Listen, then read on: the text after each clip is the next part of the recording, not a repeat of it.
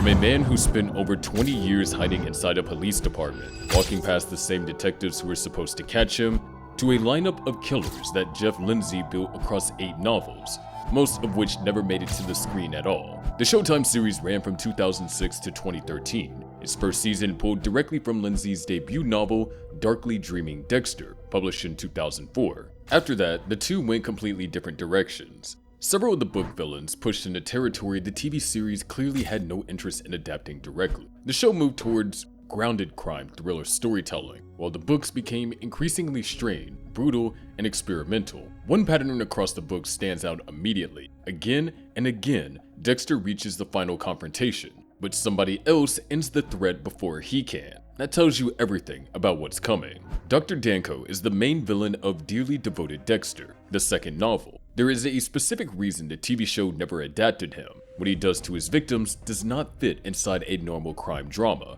and Danko represents the kind of opponent who could disrupt Dexter's standard method immediately. Martin Henker, known as Dr. Danko, was a former surgeon who worked as a torturer for the United States military during the Salvadorian Civil War. When the soldiers he worked alongside sold him out, he came back to Miami to find them one by one. His method was not killing. He kidnapped each target, pumped them full of sedatives and painkillers, and over several days surgically removed their limbs, genitalia, tongue, ears, nose, lips, and eyelids, keeping them alive through all of it. He placed a mirror in front of each victim so they could watch. He did not kill them when he finished. He just left them there. Sergeant Dokes in the novel served in the same Special Forces unit during the Salvadorian Civil War and recognized Danko's work immediately. Deborah's boyfriend, Detective Kyle Chutsky, was on Danko's list and lost several limbs before they could reach him. Dokes himself survived but was left so badly mutilated he could no longer pose any threat to Dexter, solving a problem for Dexter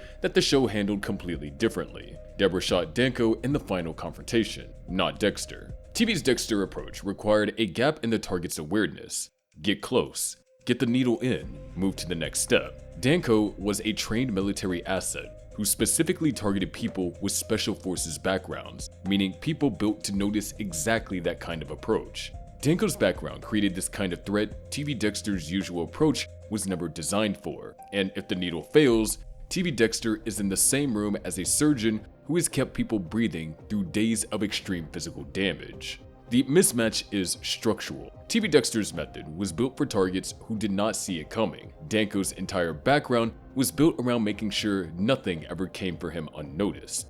The next villain does not come after Dexter's body or his method. It comes after the one thing his whole system runs on, and it does it from the inside. What happens when the threat does not need to find Dexter because it is already living inside him? The third novel, Dexter in the Dark, introduces a villain that operates in a completely different category. Not more physically dangerous, but built specifically around removing the one thing TV Dexter's system cannot function without. Dexter in the Dark introduced the idea that the Dark Passenger might not be psychological at all. The novel presents it as a possible supernatural entity, an offspring of Moolok, an ancient deity described as having existed since the beginning of time, compelling people to kill for his amusement. Moolok destroyed most of his offspring when they stopped serving him. A few survived by hiding inside human hosts. During the novel, Dexter's Dark Passenger briefly left him. The effect was immediate. He became genuinely afraid for the first time in his adult life. He could not complete a kill he had already set up. His confidence, his detachment, his ability to stay calm under pressure, all of it was tied to the passenger, and without it, he felt exposed in a way that had no solution. The cult of Moolok kidnapped Aster and Cody. Moolok threatened to kill Aster in the final confrontation, and 12-year-old Cody ended it by stabbing the cult leader in the back with his own ceremonial knife. Dexter in the Dark is the most critically panned novel in the series.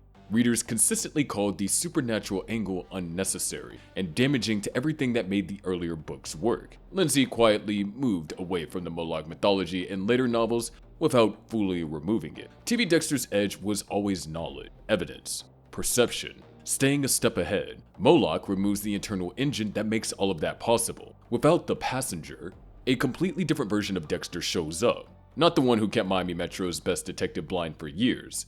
A frightened, emotionally raw version that cannot finish a planned kill. TV Dexter's toolkit has no answer for a threat that simply unplugs him. It's not the most physically dangerous villain on this list, but the one whose method of attack has no counter inside any version of TV Dexter's system. Dano attacked Dexter's method. Moolok attacked his competence. The next villain skips both and goes straight for the cover itself, with video evidence in hand before Dexter even knows he is being watched. Subscribing to this kind of breakdown is what you came for. We go further on these comparisons than most channels ever try. Brandon Weiss from Dexter by Design exposes a form of leverage TV Dexter rarely faced directly, recorded proof. He did not come after Dexter physically, he came after the cover, using footage of Dexter doing exactly what Dexter does. Weiss was a former writer for the Greater Miami Convention and Visitors Bureau who had been fired and completely snapped. He started by stealing corpses from the city morgue and staging them as grotesque public art displays designed to humiliate Miami's tourism industry, sending footage of horrified onlookers to the Visitors Bureau as a promotional reel for what he called the real Miami. When Dexter tracked the murderers to an address, he found a man named Alex Donsvik there instead of Weiss and killed him. The autopsy then showed Donsvik's supposed victims had died of accidental causes.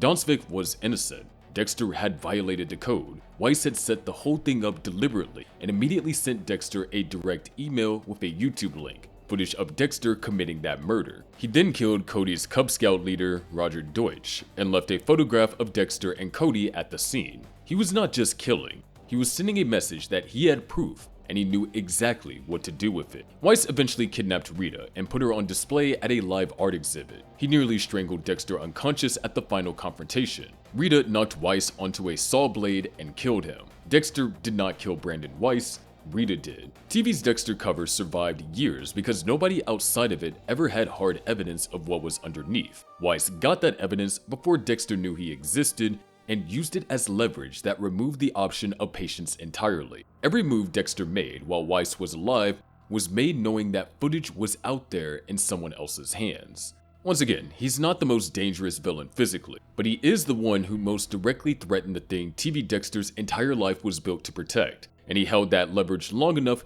that Dexter never resolved it on his own terms.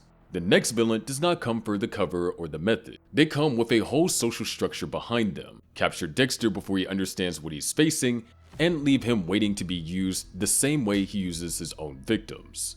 Alana Acosta and the cannibal coven from Dexter is Delicious put Dexter in a position the TV show rarely came close to. Few TV villains ever reduced Dexter to pure prey the way that Coven did. The fifth novel opened with the birth of Dexter's daughter, Lily Ann, leaving him feeling a level of emotional attachment he usually kept buried. For a stretch of the book, Dexter was operating without his usual detachment. That is the version of Dexter who walked into the Coven's orbit. Alana Acosta was the wife of Miami City Councilman Joe Acosta and the leader of a group of cannibals operating out of a Miami nightclub called Fang. She was not who anyone suspected. Organized, socially embedded, protected by her husband's political position. Her stepson, Bobby Acosta, was a full member. Dexter, Deborah, and Kyle Chutsky were all captured at an abandoned amusement park called Buccaneer Land that Bobby's father owned. Dexter was held back and forced to watch Alana grill pieces of a still conscious victim named Samantha in front of him. As Alana turned to begin cutting Dexter next, Brian Moser, who had been working inside the coven for weeks, shot Alana and freed all three of them. Alana was shot in the arm first, then split in half with the second shotgun blast as she tried to run. Dexter did not kill Alana Acosta, Brian did. The TV series rarely left Dexter completely powerless inside someone else's system. The Coven had him, and the only reason he survived was Brian. That happened because the Coven's cover, a city councilman's wife running a cannibal ring inside a nightclub, was not something Dexter's forensic knowledge could read ahead of time. By the time he understood what he was dealing with, the situation had already moved past the point where his system could act on it. Dexter survived this, but he did not solve it. That distinction is exactly what separates the book villains from every threat the TV show gave him. The last villain on this list did not capture Dexter. He did something that none of the others managed. He left Dexter standing in one of the few situations where Dexter's usual ability to control the narrative completely collapsed. Drop a comment with which book villain you think TV Dexter would struggle with the most, and why. Robert Chase, from Dexter's Final Cut, did what no TV show villain ever fully managed. He left Dexter in a prison cell facing a murder charge for a crime he did not commit, with no way out that did not destroy everything he spent most of his adult life building. Chase was a major Hollywood actor who came to Miami Metro as research for a film role. Dexter was assigned as his technical advisor. Chase shadowed him through crime scenes. Watch how he processed evidence up close. Dexter did not clock him as a threat early. He thought Chase was strange, possibly attracted to him. What Chase actually was, confirmed by the film's director, was a pedophile who took regular trips to Mexico to access children. His assistant Kathy caught him in a compromising position with 12-year-old Astor, who had run away from home to the film set. Chase killed Kathy to silence her. He killed actress Jackie Forrest when she found out. He murdered Rita before Dexter reached the house. When he tried to take Actor as hostage, she stabbed him to death with his own knife. Dexter was found by police at the scene, 2 bodies. His 12-year-old stepdaughter present, no explanation that held up. He was charged with double murder and placed in a prison cell. The only person who could have cleared him was Rita. She was already dead. The 8th and final novel, Dexter is Dead, picks up with Dexter in legal limbo, the MDPD falsifying evidence against him, and Deborah refusing to help. TV Dexter's covers survived Lundy, Dokes, and LaGuerta's bloodslide cases in Season 7 because Dexter could always control what people saw. Chase took that away by creating a scene that was exactly what it looked like. No gap between the appearance and the reality, no evidence to manage, no story that worked. The code did not help. The forensic expertise did not help. The room was what it was, and Dexter had no move left. Chase is the book villain who came the closest to ending Dexter permanently, not through physical force, not through catching him mid-kill, but by manufacturing one of the few situations where Dexter's usual ability to control the narrative completely collapsed. One of television's most methodically constructed anti-heroes. Most of his adult life inside Miami Metro, the code, the bloodslide, the way he kept Lundy and LaGuerta and Dokes from ever getting the complete picture. That system was close to airtight inside the world the show created. The book villains were not built for that world. Danko targeted the approach itself. Moolok removed the engine underneath everything. Weiss held the cover hostage with recorded proof. The Coven had Dexter completely powerless inside someone else's system before he understood the threat, and Chase destroyed the life he built without ever needing to know what Dexter actually was. Again and again, somebody else closed the situation before Dexter could. That pattern across 8 novels is the clearest measure of the gap, and it does not close. If this changed how you see either version of Dexter, subscribe and hit the bell, because the next one goes even deeper into what happens when the wrong system meets the wrong threat.